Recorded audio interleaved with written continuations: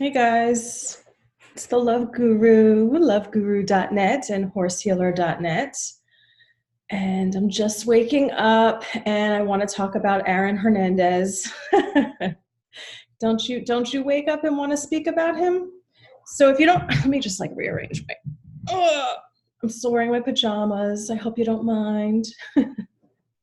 It's so funny. People get all dressed up for their videos and I'm just in my pajamas and just out of the bed. So, okay.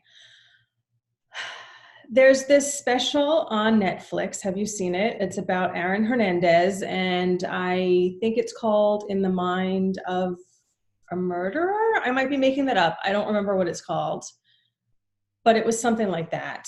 And that actually might be the real title. So I watched 2 episodes of this, and I think I'm done watching it. I actually watched 1.5 episodes because the second part of episode 2, I was busy Googling, and then I kind of wrapped up the case, and then I was like, I don't need to watch this anymore. So why is it such a mystery to people why this guy killed all these people and had his life path? Why is that a mystery? Because I actually think that is maybe the reason why this Netflix's documentary is out. It's like a docu-series. It's not a documentary. So why is that a mystery? Why is it a mystery that he did what he did? And they were kind of and also why is this docu-series coming out now? You have to ask yourself, and I don't know that answer. Why is it coming out now? What's going on in the world or the football world or something? What's going on now that this is coming out? Why do we even care? Okay. Although, this is society, and society likes to rehash history and mull it over and think about it and not move on, right? So that's what they do. They spend their time, rather than creating a new way, a new future, a new path forward, their time is spent just wasting their time, right? Because first off, you're here on Earth for a certain limited time. You're here to do your mission. I think that a lot of our society does not realize that, or maybe they're just not here to do their mission. Maybe this lifetime, they're just here to hang out and waste their time. But if you're watching my videos, if you're drawn to my work, you have a mission, okay? I talk about it a lot. So that has to come up, right? It has to ring the bell. You're here for a limited amount of time to heal yourself and then offer your gift out to the world. Now, why do you have to heal yourself first? Well, because we're all fucked up from our childhoods. And I know that sounds kind of crazy, and the experiences we've had in our lives, and we all have it in varying degrees.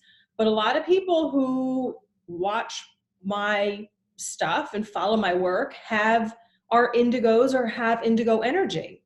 And if you're an indigo, you have the experience that you've gone through crap in this world, and that you have to heal it, because indigos look at the dark in order to bring the light. We're here to change the system.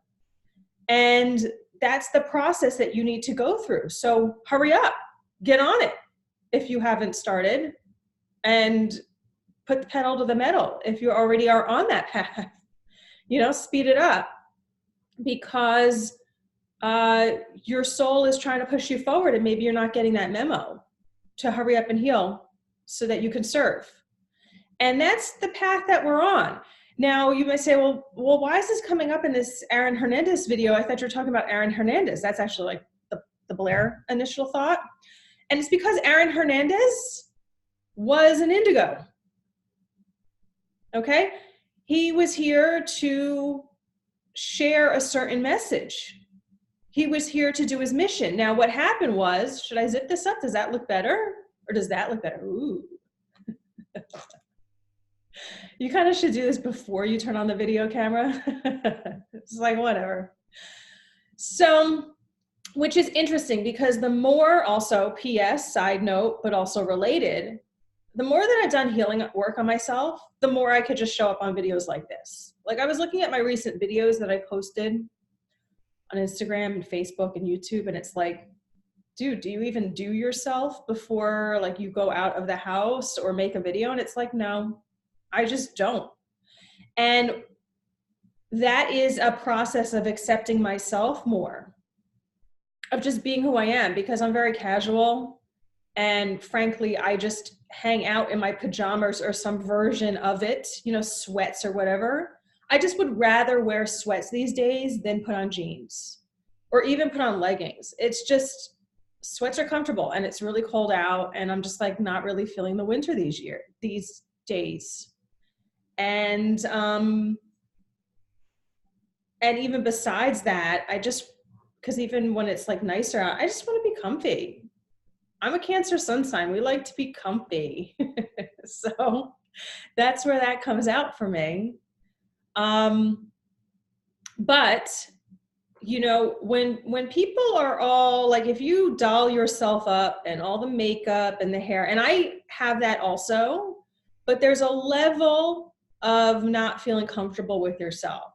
And there's a level of not accepting who you are, what you look like, and all that. And there's nothing wrong with dressing yourself up. And like I said, I do that too, but only when I feel like it. I don't do it because I feel like I have to. And it's interesting because more and more these days, I am meeting with clients and I am teaching classes and I'm not putting on makeup at all, which is something that I used to not do in Florida because, you know, you have a tan, whatever, but I'm just doing it here up in New Jersey with my white face and no tan. And just, you know, you look tired from the winter and worn out and whatever, and I'm just kind of going with it. So maybe it's a phase, but probably not.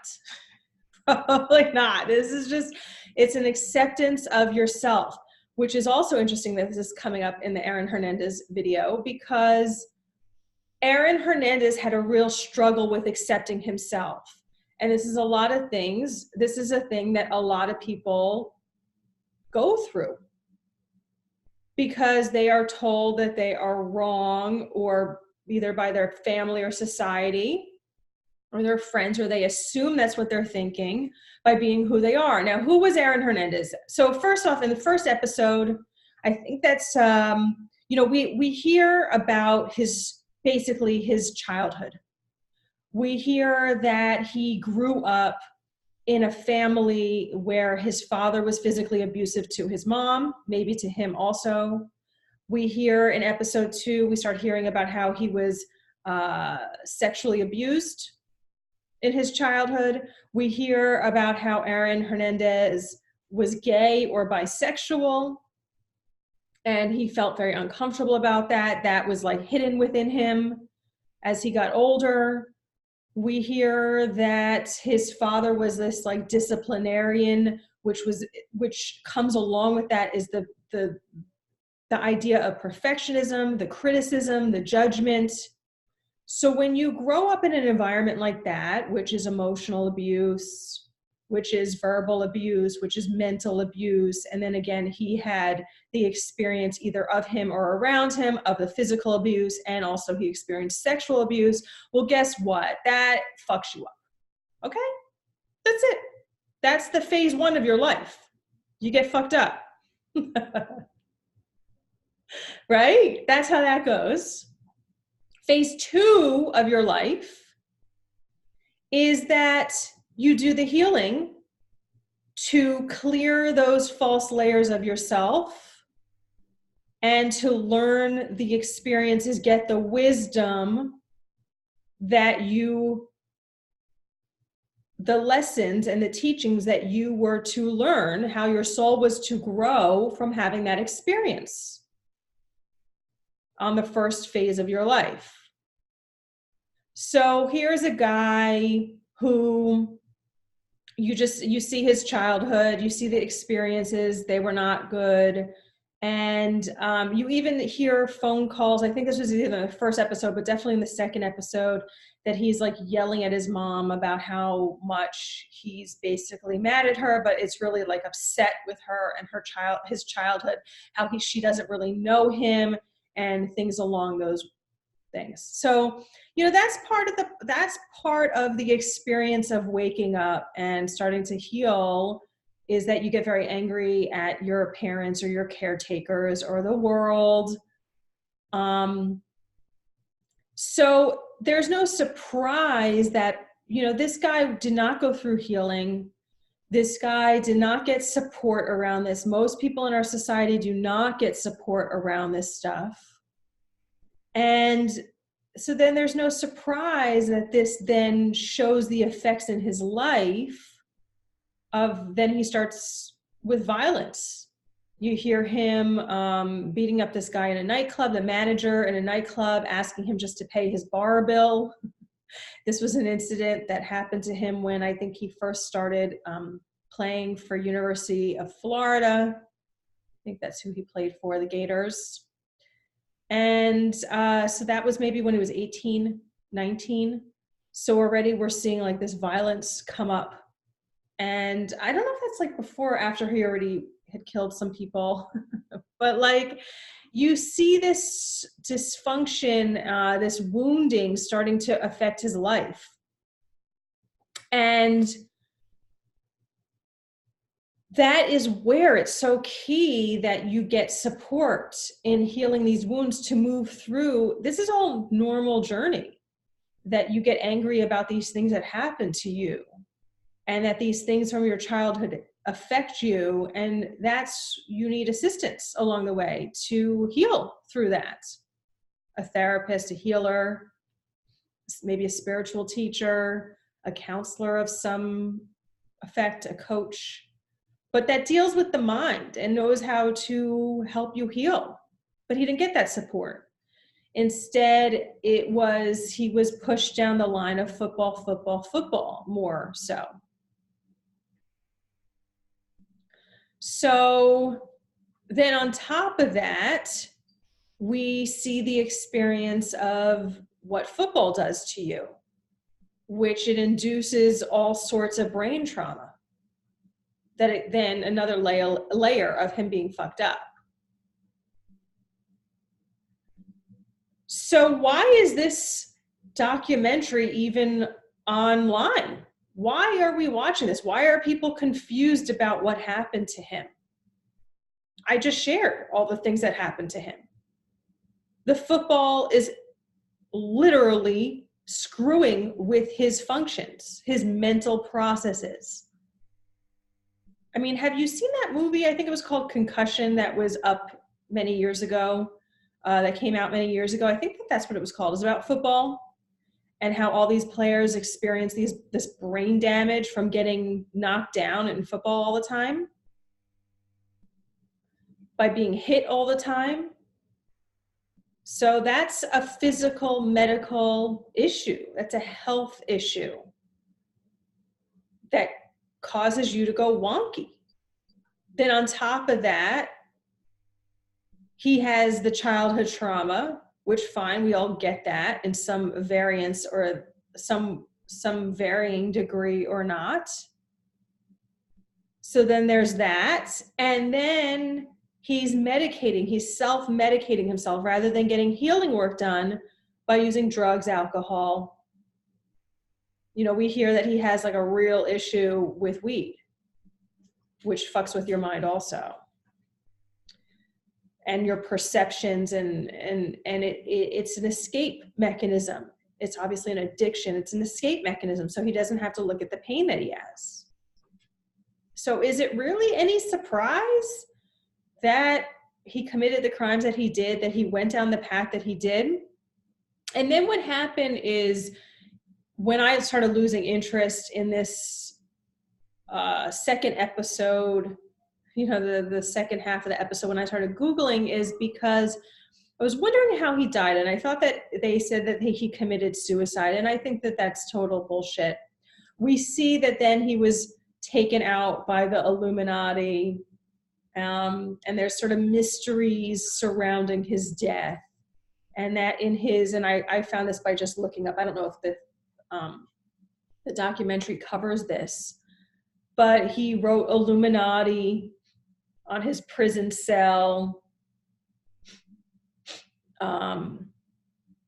He hanged himself, but I think there was questions around that because I think that he was only in a cell that was 7 feet tall, and I think he was 6 foot something, I read somewhere.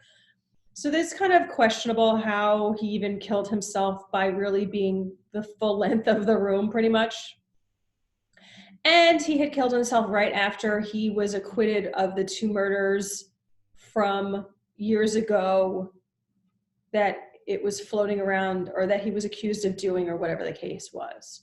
So a couple days after that, then he just kills himself. It doesn't make sense. So then there's the being thrown around that he was a blood sacrifice for the Illuminati. So I don't know, but it does seem questionable. So I think there is some ties there. So again, why is this video up on Netflix? Why is this even confusing to people? Why are, well, maybe why was I not interviewed when it comes to this thing of like what inside the mind of a murderer? How did it go so wrong? Well, I just mapped it out how it went so wrong. That's how it went so wrong. There's unhealed trauma. There's no support there. There's no reaching out for help. You know, people need to get healing work done. People need to be in therapy, but it's beyond therapy. I'm not such a huge fan of therapy.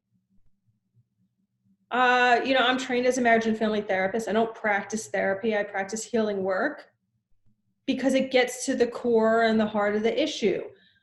Therapy is all about the mind. And most therapists have not done healing work on themselves. Most therapists walk around with issues. Granted, everybody has issues, but are you healing it? And for most therapists, the answer is no. No. You know, they don't. I've had personal connection experiences with therapists inside that field, and a lot of people don't work on themselves. This is a continuous process, and if there is work on themselves, it's in the mind. You have to tap into your heart and your soul. That's where the healing truly comes into play, that you're able to be connected with your true self. So that's my video for today. That's the teaching for today.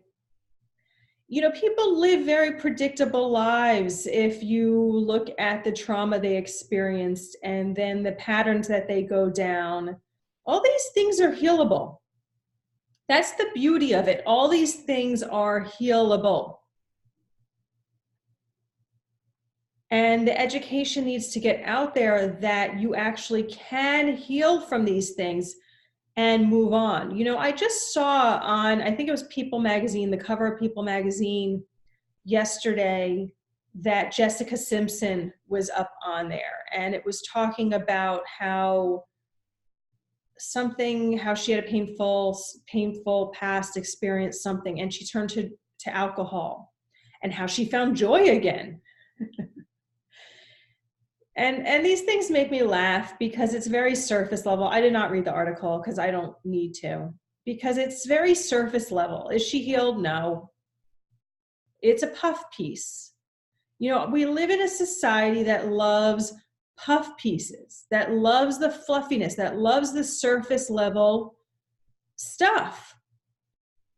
Just like how I posted the other day my video about Kobe Bryant, about how everybody was memorializing him on how he's such a great basketball player. Yes, true. And he was also a person who cheated on his wife, and also a person who raped somebody. And they go, oh, well, you know, how could you bring that up in a time like this?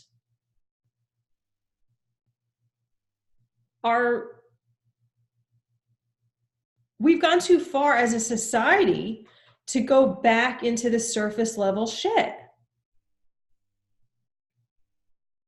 We all have light sides. We all have dark sides. It's a matter if you heal that stuff.